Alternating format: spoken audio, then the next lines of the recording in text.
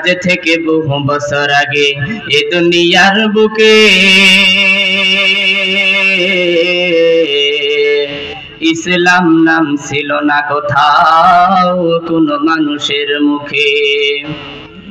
মন্দিরে সব বাজিত ঘন্টা, ছিল না জান ধ্বনি।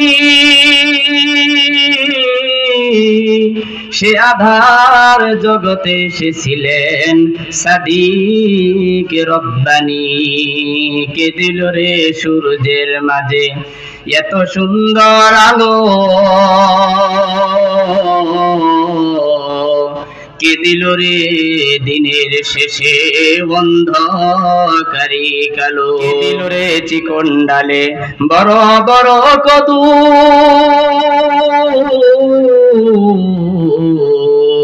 কে দিল রে মোয়ের চাকে মিষ্টি মিষ্টি মধু।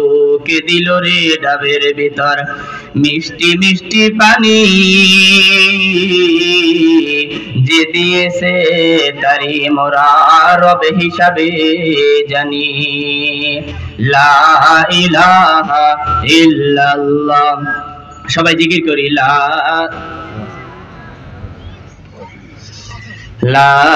ইলাহা ইল্লাল্লাহ, লা ইলাহা ইল্লাল্লাহ। ভাইজান বহু দূরে মদিনা, আমরা কেমনে যাব জানি না। ভাইজান বহু দূরে মদিনা, আমরা কেমনে যাব জানি না। দয়া কর দয়ার আল্লাহ, দয়া কর দয়ার আল্লাহ, পুরো মনের বাসনা। লা ইলাহা ইল্লাল্লাহ, লা ইলাহা ইল্লাল্লাহ।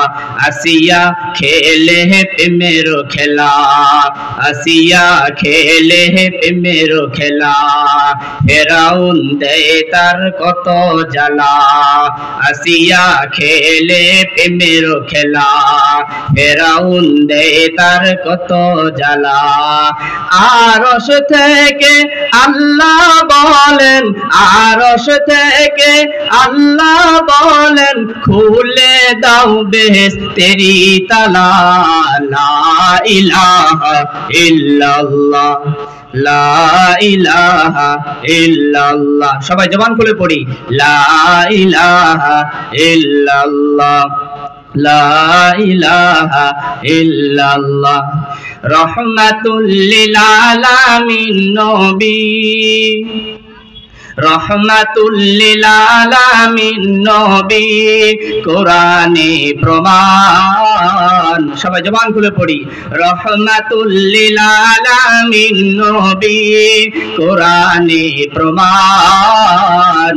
আশিক বিনে কে বুঝিবে আমার দয়াল নবীর শান, উম্মত বিনে কে বুঝিবে আমার মায়ার নবীর শান। নবী আমার মদিনারি বুলবুল,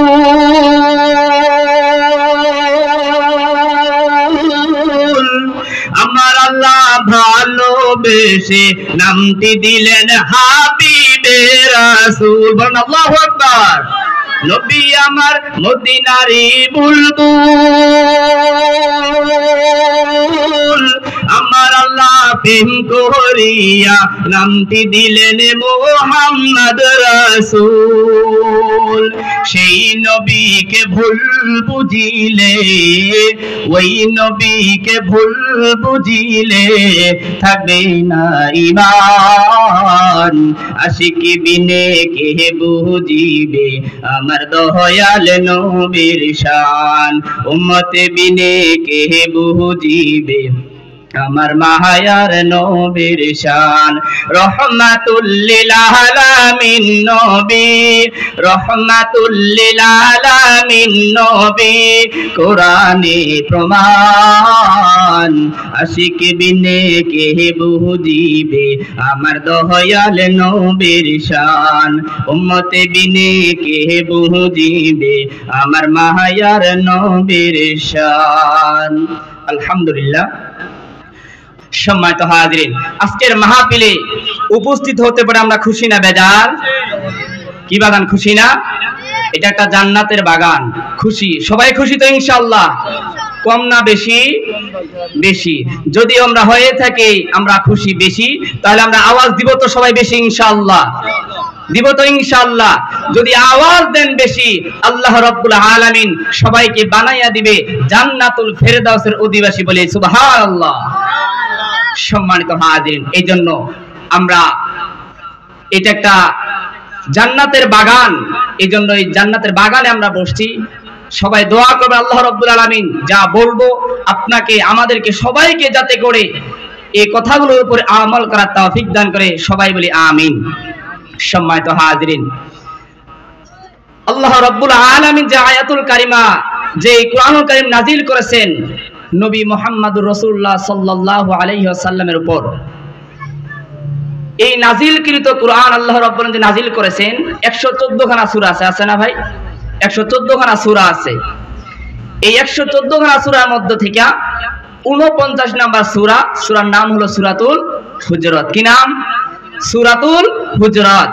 এই সূরাতুল হুজুরাতের 15 নম্বর আয়াত তেলাওয়াত করেছি এবং নবী আরবি সাল্লাল্লাহু আলাইহি ওয়াসাল্লাম হাদিস সমূহ থেকে, অসংখ্য হাদিস সমূহ থেকে একটা হাদিস তেলাওয়াত করেছি। এই আয়াত এবং হাদিসকে সামনে রেখে অল্প একটু আলোচনা করব ইনশাআল্লাহ। তো আসুন, যে মহান রব্বুল আলামিন আমাদেরকে এই দিনই মাহফিলে সামেরার নিচে আসে বসার জন্য তৌফিক এনায়েত করেছেন, এই জন্য সেই মহান রবের প্রতি, রব্বে কারিমের প্রতি অন্তরে অন্তরস্থল থেকে শুকরিয়া জ্ঞাপন করি। সবাই বলি আলহামদুলিল্লাহ। দরুদ পড়ি সাইয়্যিদুল মুরসালিন, খাতামুন নবীন, ইমামুল মুরসালিন নবী আরবির উপর, সবাই বলি সাল্লাল্লাহু আলাইহি ওয়াসাল্লাম। সম্মানিত হাজিরিন, আসুন আল্লাহ রাব্বুল আলামিন যে আয়াতে কারিমা তেলাওয়াত করেছি, এই আয়াতের উপর কথা বলবো ইনশাআল্লাহ। আমার আল্লাহ রাব্বুল আলামিন বলে দেন, আমার ভাইয়ের, আমার বন্ধুরে, আমার আল্লাহ রাব্বুল আলামিন নবী আরবি সাল্লাল্লাহু আলাইহি ওয়াসাল্লামের উপর যে কোরআনুল কারীম নাজিল করে দিয়েছেন, এই নাজিলকৃত কোরআন, এই নাজিলকৃত কোরআনের 49 নম্বর সূরা, সূরাতুল হুজুরাত। আমার আল্লাহ রাব্বুল আলামিন এই সূরাতুল হুজুরাতের ভিতরে 15 নম্বর আয়াত আমি তেলাওয়াত করেছি। 15 নম্বর আয়াতের ভিতরে আমার আল্লাহ জানায় দেয়, নবী গো, যেই সমস্ত আপনার উম্মতগুলো, নবী গো, আপনার যেই সমস্ত উম্মতগুলো যারা প্রাকৃতিক মুমিন হতে চায়, যারা আল্লাহওয়ালা হতে চায়, প্রাকৃতিক মুমিন হতে চায়, যারা সত্যবাদী হতে চায়, তারা যেন, যারা সত্যবাদী হতে চায়, যারা সত্যবাদী হয়ে যারা কবরে আসতে চায়, নবী গো, আপনি তাদেরকে জানায় দেন তারা যাতে করে 4টি গুণ তারা অর্জন করে। আমার ভাইয়ের, আমার বন্ধুরে, আমার আল্লাহ জানায়া দেয়, যেই সমস্ত মানুষগুলো প্রাকৃতিক মুমিন হতে চায়, আল্লাহওয়ালা হতে চায়, পরহেজগার হতে চায়, মুত্তাকি হতে চায়, তারা যাতে করে 4টা গুণ অর্জন করে, তারা যেন কবরে আসে। কয়টা গুণ? কথা বলেন, কয়টা গুণ? 4টা গুণ তারা অর্জন করে, যাতে করে কবরে আসে। আমার দিনাজপুরের যুবক ভাইয়ের, আমার বৃদ্ধ বাবাজিরা রে, আমার আল্লাহ রাব্বুল আলামিন জানায়া দেয়, ওই সময় জাহিলিয়াতের যুগ, বর্বরতার যুগ, ওই সময় তাফসীর ইবনে কাসিরের মধ্যে এসেছে, ওই সময়ের জামানায় আল্লাহর পয়গম্বর নবী আরবি সাল্লাল্লাহু আলাইহি ওয়াসাল্লামকে যখন আল্লাহর পয়গম্বর নবী আরবি সাল্লাল্লাহু আলাইহি ওয়াসাল্লাম যখন শুধুমাত্র কেবলমাত্র ওই ইহুদিরা, খ্রিস্টানরা, বৌদ্ধরা, কাফেররা পর্যন্ত আমার আল্লাহর পয়গম্বর কাছে বলতো, ইয়া রাসূলুল্লাহ, ইয়া হাবিবাল্লাহ, আমরা মুমিন, আমরা মুত্তাকি, আমাদেরকে আপনি খানা দেন। ঠিক ওই মুহূর্তে আমার আল্লাহ রাব্বুল আলামিন নবী আরবি সাল্লাল্লাহু আলাইহি ওয়াসাল্লামকে আয়াতটা নাযিল করে জানাইয়া দিলেন, নবী গো, নবী আপনি ঢালাও ভাবে আপনি সবাইকে বিশ্বাস করবেন না, কারণ ওই সময়ের জামানায় বর্বরতার যুগ, জাহিলিয়াতের যুগ, ওই সময়ের জামানায় যারা ইহুদি ছিল, যারা খ্রিস্টান ছিল, যারা বৌদ্ধ ছিল, কাফেররা ছিল, তারাও কিন্তু মুমিনের লেবাস ধরে, মুমিনের পোশাক পরে আসে, বলতে, নবী গো, আমরা কিন্তু মুমিন, আমরা মুত্তাকি, আপনি আমাদেরকে খানা দেন। আর নবী কিন্তু সবাইকে ঢালাও ভাবে বিশ্বাস করতেন। আমার বন্ধুরে, যখন নবী ঢালাও ভাবে সবাইকে বিশ্বাস করতে আরম্ভ করে দিলেন। ঠিক ওই মুহূর্তে আমার আল্লাহ রাব্বুল আলামিন এই আয়াতটা নাযিল করে দিলেন। এই যুবক ভাইরা পর্দালে মাগো, আমার আজকে আলোচনার বিষয়বস্তু হলো ঈমান সম্পর্কে। যে আয়াতের উপর, যে আয়াতকে সামনে রেখে কথা বলবো, যেই ওই সময়ের জামানায়, বনি ইসরাইলের জামানায়, মুসা পয়গম্বর আরবি সাল্লাল্লাহু আলাইহি ওয়াসাল্লামের জামানায় ফেরাউন নামে একজন কুখ্যাত, একজন সন্ত্রাস, অত্যন্ত খারাপ ব্যক্তি ছিল। কথা কোন ঠিক ঠিক না? আমার যুবক ভাইরা, আমার বন্ধুরে, ওই সময়ের জামানায় ফেরাউন অত্যন্ত খারাপ একজন ব্যক্তি ছিল। সে তার স্ত্রী কিনে রাতের বেলায় যখন বিছানায় ঘুমায় গেল, রাতের বেলায় এবার যখন ফেরাউনের স্ত্রী আসিয়া যখন রাতের বেলায় ঘুমিয়েছিলেন, সকাল বেলায় যখন ঘুম থেকে উঠে গেলেন, আমার বন্ধুরে, সকাল বেলায় ঘুম থেকে ওঠার পর যখন গোসল করলেন, গোসল করার পর যখন চিরুনি দিয়া যখন চুলগুলো আঁচড়াচ্ছিল, চিরুনি দিয়া যখন চুলগুলো আঁচড়াচ্ছিল, হঠাৎ করে ওই আসিয়ার চুল যখন আঁচড়াচ্ছিল, চিরুনিটা কিন্তু সঙ্গে সঙ্গে পড়ে গেল। পড়ে যাওয়ার সঙ্গে সঙ্গে ফেরাউনের একজন বুয়া ছিল, মাস্তা ছিল না, তার নাম কি নাম ছিল? মাস্তা ছিল তার নাম। সে বলে উঠলো, সবাই বলেন বিসমিল্লাহির রহমানির রহিম। সবাই পড়েন না? বিসমিল্লাহির রহমানির রহিম। আমার ভাই, আমার বন্ধুরে,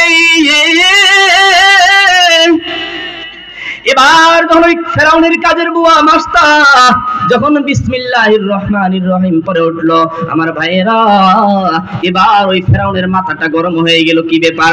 আনা রব্বুকুমুল আলা, আমি তো হলাম সবচেয়ে বড় খোদা, আমার থেকে বড় আর কোনো খোদা নাই। কিন্তু আমার কাজের বুয়া মাস্তা আবার কার উপর ঈমান আনলো? কেন বিসমিল্লাহির রহমানির রহিম পড়লো? বুঝে আসলো না। এবার ফেরাউন তার উজির নাজিরদেরকে ডেকে বলে, এই কে আছো রে? আমার এই জামানায় আনা রব্বুকুমুল আলা, আমি হলাম সবচেয়ে বড় খোদা। আবার কে জানি আমার কাজের বুয়াটা কেন জানি কোন আল্লাহর উপর ঈমান আনছে, আমার বুঝে আসলো না। তোমরা কে আছো? তাড়াতাড়ি আমার কাজের বুয়া মাস্টারটাকে তোমরা গ্রেফতার করে নিয়ে আসো। আমার যুবক ভাইরা, আমার বন্ধুরি, আজকে আমরা বলি আমার ঈমান আছে, মা বোনেরাও বলে আমার ঈমান আছে, আমরা বলি আমার ঈমান আছে, কিন্তু কেমন ঈমান যে ঈমানটা আমাকে মসজিদ পর্যন্ত নিয়ে যাইতে পারে না। কথা কোন ঠিক কিনা? কি ঠিক না? আজকে আমরা বলি আমার ঈমান আছে, কিন্তু আমরা নামাজটা পর্যন্ত আদায় করতে চাই না। কি চাই? যদি নামাজ আমরা আদায় করতে চাইতাম, তাহলে ফজরের সময় আজকে মসজিদে 2-3 জন কেন? কথা কোন ঠিক কিনা? আজকে আমরা বলি যে আমার ঈমান আছে, মা বোনেরা বলে আমরা ঈমান আছে, কিন্তু ঈমান অনুযায়ী তো আমরা কাজ করতে চাই না। চাই নাকি? আমার দিনাজপুরের বাবাজিরা রে, কথাগুলো দিল দিয়া সুন্দর করে শ্রবণ করবেন রে বাবাজি। এই আমার যুবক ভাইরা, কলিজার টুকরা যুবক ভাইরা, আমিও বলি ঈমান আছে, আমার মা বোনেরাও বলে ঈমান আছে, কিন্তু তোমার কেমন ঈমান যে ঈমানে তোমাকে মসজিদ পর্যন্ত নামাজ পড়াইতে যাইতে পারে না? ও মা ও বোন, তুমি আজকে বলো তোমার ঈমান আছে, কেমন তোমার ঈমান যে ঈমানে তোমাকে নামাজ পড়াইতে পারলো না, যে ঈমানে তোমাকে পর্দা করাইতে পারলো না? তাহলে তুমি চিন্তা করে দেখো তোমার কেমন ঈমান। আমার ভাইয়ের, আমার বন্ধুরে, তাহলে আমার আল্লাহ রাব্বুল আলামিন জানাই দিলেন 4টা গুণ অর্জন করার জন্য আল্লাহ তাআলার প্রতি ঈমান আনতে হবে, রাসূলের প্রতি ঈমান আনতে হবে, ফেরেশতা কুলের প্রতি ঈমান আনতে হবে। যেই কবরের আযাব করে আমরা দেখি নাই, এই কবরের আযাবকে আমাদেরকে বিশ্বাস করতে হবে। কথা কোন ঠিক ঠিক না? এই কবরের আযাব আমাদেরকে বিশ্বাস করতে হবে। যেই কবরের আযাব কিন্তু আমরা কোনোদিনও দেখি নাই। দেখছি? কোনোদিনও দেখি নাই। এই কবরের আযাব কিন্তু আমাদেরকে বিশ্বাস করতে হবে। আজকে আমরা আমাদের জায়গার জন্য, বাড়িঘর তৈরি করার জন্য, আমরা জায়গা কি সুন্দর করে কিভাবে ঘর নির্মাণ করা যায়, কিভাবে সংসার সুন্দর করে চালানো যায়, আমাদের সন্তানদেরকে কিভাবে লেখাপড়া করানো যায়, আমরা যেভাবে হোক না কেন হালাল হারাম আমরা কোনো কিছু দেখি না। আমরা খালি চাই কিভাবে মাটি কিনে বাড়ি করা যায়, সুন্দরভাবে চলা যায়। কথা কোন ঠিক ঠিক না? আজকে আমরা কবরের জায়গাটা আমরা ক্রয় করতে চাই না। আমার ভাই আমার বন্ধুরে, কবরের আযাব আমরা আজকে দেখি নাই, কিন্তু এরপরে কবরের আযাব কিন্তু বিশ্বাস করতে হবে আমার বন্ধুরে। কবরের আযাব অত্যন্ত কঠিন। যে এই কবরে, আপনার কবরে আপনি যাবেন, আপনার কবরে আপনি যাবেন, আমার কবরে কিন্তু আমি যাব। আপনার কবরে কেউ যাবে না, আমার কবরেও কেউ যাবে না। বাবা হয়ে বাবার কবরে যেতে হবে। ওই কবরে যে যদি বলো, আমরা সবাই জানি হাসরের ময়দানে যেদিন আল্লাহ সেদিন প্রশ্ন করা হবে, বাবা গো তোমার ছেলেও কিন্তু তোমাকে চিনবে না, বাবা হয়ে সন্তানকে চিনবে না, সন্তান হয়ে বাবাকে চিনবে না, মাকেও চিনবে না।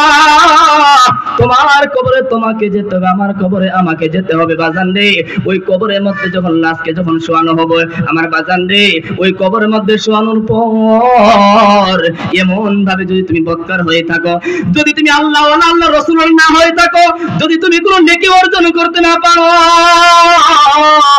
তাহলে তোমার কবরের মধ্যে শোয়ার পর এমন ভাবে তোমাকে কবরের মধ্যে এক পাশের হাড় আর এমন ভাবে চাপ দিবে রে, এক পাশের হাড় আরেক পাশে ঢুকে যাবেন। কথা কোন ঠিক না? 6 দিন পরে নখ খসে যাবে, 9 দিন পরে চুল। 6 দিন পরে নখ খসে যাবে, 9 দিন পরে চুল। কবর গাহের সামান নিতে কইরো না কেউ ভুল। কবর জায়গা ভালো নয়, কবর জায়গা ভালো নয়। কবর কি ভালো জায়গা? কি বলেন? কবর ভালো জায়গা? ভালো জায়গা কার জন্য? যে আমল করে, যে ইবাদত করে, আল্লাহ এবং আল্লাহ রাসূলকে মানে, তার জন্য হবে কবরটা জান্নাত। কথা কোন ঠিক কি ঠিক না? 6 দিন পরে নখ খসে যাবে, 9 দিন পরে চুল। কবর গাহের সামান নিতে কইরো না কেউ ভুল। কবর জায়গা ভালো নয়, কবর জায়গা ভালো নয়। আমল দিয়ে কবর গৃহ, আমল দিয়ে কবর গৃহ সাজিয়ে নিতে হয়। কবর জায়গা ভালো নয়, কবর জায়গা ভালো নয়। 17 দিনে পেটে ফেটে শেষে পোকার খাদ্য হবে, 17 দিনে পেটে ফেটে শেষে পোকার খাদ্য হবে। 60 দিন পরে গোশত থাকবে না, 60 দিন পরে গোশত থাকবে না, কঙ্কাল পরে রবে। 90 দিনে হাড়গুলি সব, 90 দিনে হাড়গুলি সব আলাদা হয়ে রয়। কবর জায়গা ভালো নয়, কবর জায়গা ভালো নয়। কবর কি ভালো জায়গা? যারা ইবাদত করে, যারা আমল করে, তাদের জন্য কবর ভালো জায়গা। কথা কোন ঠিক কি ঠিক না? এই জন্য সম্মানিত হাজিরিন, কবরের আমল, কবরের সামানা নিয়েই কিন্তু আমাদেরকে দুনিয়া থেকে যেতে হবে। এজন্য মুসলমান ভাইয়েরা আমার বন্ধুরে, কবরে আযাব আমাদেরকে বিশ্বাস করতে হবে, আল্লাহর প্রতি ঈমান আনতে হবে, আল্লাহ রাসূলের প্রতি ঈমান আনতে হবে, ফেরেশতা কুলের প্রতি ঈমান আনতে হবে, ওই কিয়ামতের বিভীষিকার উপর ঈমান আনতে হবে, যেই হাসরের ময়দানের উপর ঈমান আনতে হবে। আমার ভাইয়েরা আমার বন্ধুরে, বলতেছিলাম ওই যে ফেরাউন কিন্তু বলেছিল আনা রব্বুকুমুল আলা, আমি সবচেয়ে বড় খোদা, আমার থেকে আর কিন্তু কোনো বড় খোদা নাই। এবার ফেরাউন যখন তার উজির নাজিরদেরকে বলো, কি আসরে আমি হলাম সবচেয়ে বড় খোদা, আমার জামানায় আবার আমার কাজের বুয়া, কেন সে অন্য কোন আল্লাহ আছে যে আল্লাহর প্রতি সে ঈমান গ্রহণ করেছে? উজির নাজিরদেরকে বলে, রে তোমরা ওই মহিলাকে তোমরা গ্রেফতার করে নিয়ে আসো, দেখি ওই মহিলা কার উপর ঈমান নিয়ে এসেছে।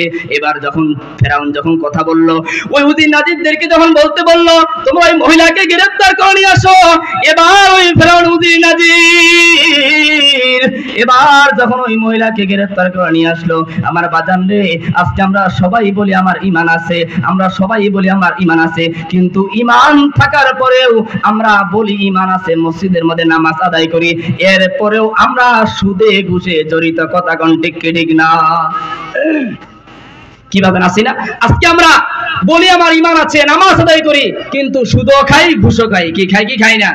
কি ভাবেন? সুদ খাই না, ঘুষ খাই না। আমরা কিন্তু বলি যে আমার ঈমান ঠিক আছে, আবার ঈমান ঠিক আছে, আবার দুধের মধ্যে আমরা পানিও মিশাই। কথা কোন ঠিক কি ঠিক না? কি মিশাই না? তাহলে আমার ঈমানও ঠিক আছে, আমি নামাজও আদায় করলাম, অন্যের হকও মারে খাইলাম, হকুল্লাহ হকুল ইবাদত আমি আদায় করলাম না, দুধের মধ্যে পানিও মিশাইলাম, সুদও খাইলাম, ঘুষও খাইলাম, তাহলে আমার কেমন ঈমান? নিজেকে নিজে প্রশ্ন করি যে আমার ঈমান ঠিক আছে না নাই। কথা কোন ঠিক কি ঠিক না? আজকে আমরা বলি যে আমার ইমান ঠিক আছে, আমি ফজরের নামাজ আদায় করি, ফজরের নামাজ আদায় করার পরেও আমি মসজিদে প্রায় 7টা-8টা পর্যন্ত বসে বসে আমি তাসবিহ পড়ি।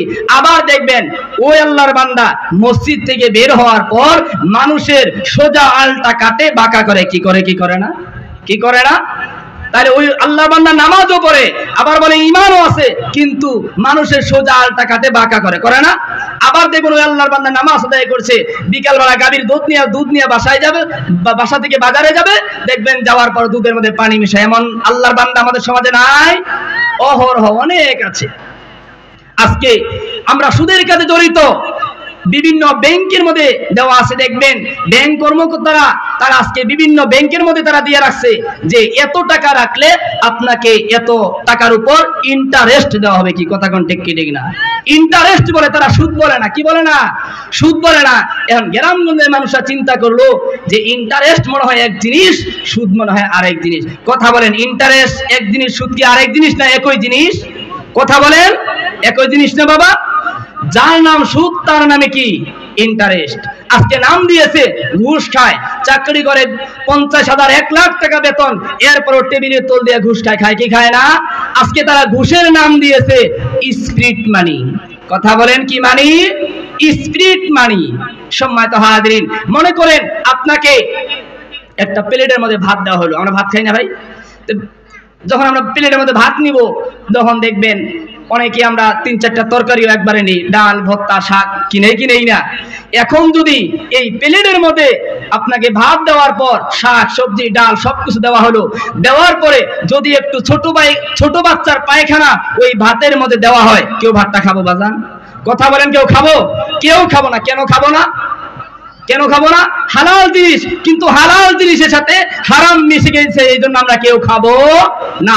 আজকে আমি যতই ইবাদত করি না কেন, নামাজ আদায় করি না কেন, আমল করি না কেন, দান করি, খয়রাত করি, হজ করি, আমি যত কিছু করি না কেন, আমি হুজুর হই, বক্তা হই, আলেম হই, আমি যাই হই না কেন, যদি আজকে আমি আমার আমল থেকে আমি সুদের নামটা কাটতে না পারি, আমি ঘুষের থেকে আমার নামটা কাটতে না পারি, আপনি যত আমল করেন, যত ইবাদত করেন, বিন্দু থেকে বিন্দু পরিমাণ কোনো ফায়দা হবে? কথা বলেন, হবে? বিন্দু থেকে বিন্দু পরিমাণ কি হবে না? ফায়দা হবে না। বিন্দু থেকে বিন্দু পরিমাণ ফায়দা হবে না, কারণ আমি ইবাদত করতেছি, আমল করতেছি, আবার আমি সুদও খাচ্ছি, ঘুষও খাচ্ছি। এই জন্য বিন্দু থেকে বিন্দু পরিমাণ কি হবে না? ফায়দা হবে না। এই জন্য সম্মানিত হাজিরিন, আমি আমল করব, ইবাদত করব, সুদের খাতা থেকে আমাকে নামটা কাটতে হবে, ঘুষের খাতা থেকে আমাকে কি করতে হবে? নামটা কাটতে হবে। দুর্নীতির ওই আকড়াই বসে জাহির করে জ্ঞান, দুর্নীতির ওই আকড়াই বসে জাহির করে জ্ঞান, কলম দিয়া কামাই টাকা, কলম দিয়া কামাই টাকা, আবার ধরে সাধুর বানরা, শিক্ষিত শয়তান, ওরা শিক্ষিত শয়তান। দুর্নীতির ওই আকড়াই বসে জাহির করে জ্ঞান, কলম দিয়া কামাই টাকা, কলম দিয়া কামাই টাকা, আবার ধরে সাধুর বানরা, শিক্ষিত শয়তান, ওরা শিক্ষিত শয়তান। ওরা হলো জাতির লাগি মহামারীর মতন, ওরা হলো জাতির লাগি মহামারীর মতন, ফাইলে কলম ঠেকাইয়া করে ওরা নির্যাতন। কথা কোন ঠিক কি ঠিক না? আজকে ফাইলের মধ্যে কলম ঠেকাইয়া মানুষের উপর জুলুম অত্যাচার নির্যাতন করে, কি করে না? কি বাদান করে না? ঘুষের টাকায় ওদের ভুরি, ঘুষের টাকায় ওদের ভুরি, করে যে টান টান, ওরা শিক্ষিত শয়তান, ওরা শিক্ষিত শয়তান, ওরা শিক্ষিত শয়তান, ওরা শিক্ষিত শয়তান। এই জন্য আজকে সুদ থেকে আমাকে বেরিয়ে আসতে হবে, ঘুষ থেকে আমাকে বেরিয়ে আসতে হবে। সম্মানিত হাজিরিন, সুদ খাওয়া কথা কোন হালাল না হারাম? হারাম না? ঘুষ খাওয়া হারাম। এবার বলেন, বিড়ি খাওয়া কি সুন্নত না নফল? কথা কোন কি সাদা, সুন্নত না নফল? বিড়ি খাওয়া হারাম। কথা কয় না, কথা কয় না রে বা, জোরে কর না। তার মানে যারা খায় তারা কি কয় না? কথা কয় না। তাহলে সুদ খাওয়া যেমন হারাম, ঘুষ খাওয়া যেমন হারাম, বিড়ি খাওয়াও কি হারাম? জোরে কোন, বিড়ি খাওয়া কি হারাম? আজকে দেখবেন এমন আমার বৃদ্ধ বাবাজিরা আছে, কাশতে কাশতে অবস্থায় খারাপ, নামাজে গেলে কাশতেই থাকে, এরপরেও বিড়ি খাওয়া বাদ দেয় না। কি দেয় নাকি? আমার তো মনে হয় যদি আজরাইল আসে ওই বুড়া বাবার জান কবজ করার জন্য। বুড়া বলবে আজরাইল যে এনা বসি থাক, বিড়িটা খায় নেও, কি বাদান। আমার তো এটা মনে হয়, আরে বুড়ারা তো আজকে বলেই ফেলায়, আজকে বুড়ারা বলেই ফেলায় যে একটা বিড়ির মধ্যে, একটা সিগারেটের মধ্যে নাকি এক পোয়া দুধের স্বাদ আছে, বলেন নাউজুবিল্লাহ। এমনও কিছু বুড়া বাবাজিরা আছে, বাদান বিড়ি খাওয়া যাবে? কথা কোন, বিড়ি খাওয়া যাবে? বিড়ি খাওয়া, সিগারেট খাওয়া যাবে না। এরপর আমরা খাই কেন বাদান? আমরা কেমন বোকা মানুষ দেখেন, সিগারেট খাই, বিড়ি খাই, ওই বিড়ির প্যাকেটের মধ্যে লেখা আছে ধূমপান, কথা কোন, স্বাস্থ্যের জন্য ক্ষতিকর, আছে না? তাহলে আমরা আজকে নিজেকে যদি আমরা চালাক ভাবতাম, নিজেকে যদি আমরা চালাক ভাবি, তাহলে আজকে আমরা ওই প্যাকেটের মধ্যে লেখা আছে, এরপরে আমরা লেখা দেখে পরে এরপর আমরা বিড়ি খাই, সিগারেট খাই, খাই কি খাই না? এই জন্য সম্মানিত হাজরিন, বাদানরা আমার বিড়ি খাওয়া, সুদ খাওয়া যাবে না, যাবে নাকি? যাবে না। এই জন্য আমরা কেউ বিড়িও খাবো না, সুদও খাবো না, ঘুষও খাবো না। কি আমল করবো তো ইনশাআল্লাহ।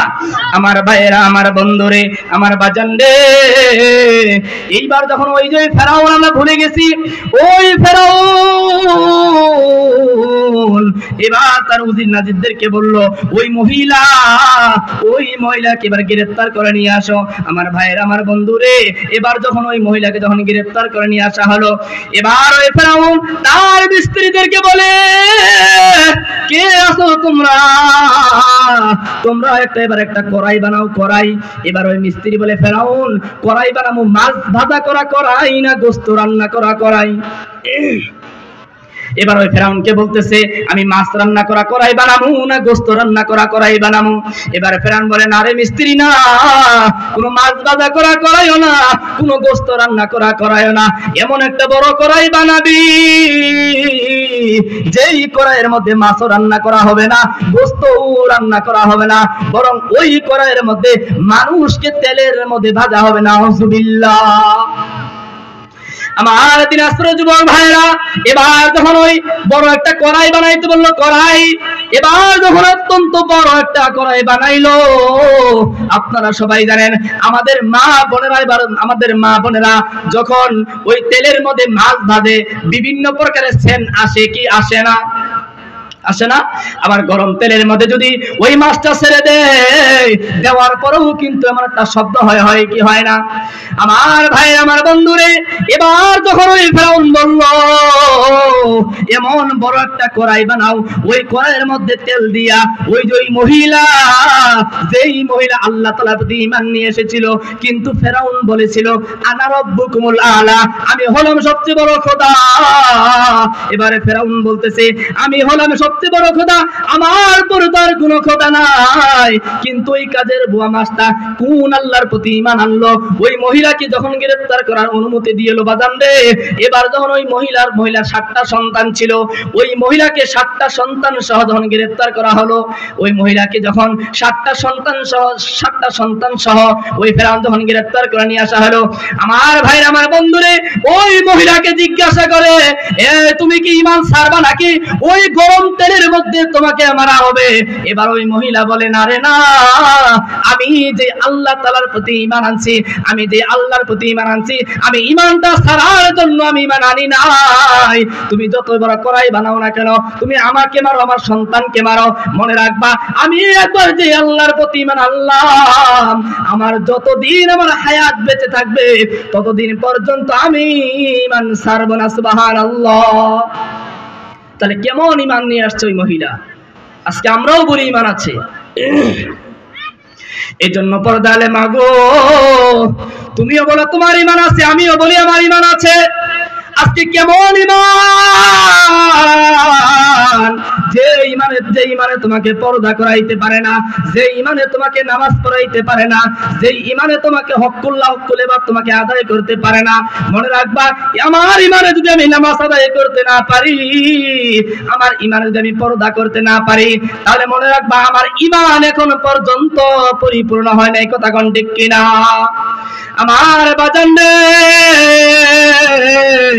এইবার যখন ওই ফেরাউন যখন বলল যে দেখো বড় একটা কড়াই বানাইছি, কড়াই তুমি কি ঈমান ছাড়বা না এই কড়াইয়ের মধ্যে তোমাকে মারা হবে? এবার ওই মহিলা বলে ফেরাউন যে আল্লাহর প্রতি আমি ঈমান আনছি, আমি ঈমানটা ছাড়ার জন্য আমি কিন্তু ঈমান আনি নাই, তুমি আমাকে মারো, আমার সন্তানকে মারো, মনে রাখবা এরপরও আমি কিন্তু ঈমান ছাড়ব না। সুবহানাল্লাহ। এই জন্য বাজান এমন ঈমান আনতে হবে যে ঈমানটা আমাকে পাকাভুক্ত করবে, যে ঈমানটা আমাকে মসজিদে নিয়ে যাবে, যে ঈমানটা আমাকে হালাল চিনাবে, হারাম থেকে বিরত রাখবে, এমন ঈমান আমাদেরকে আনতে হবে। কথা কোন ঠিক কি ঠিক না?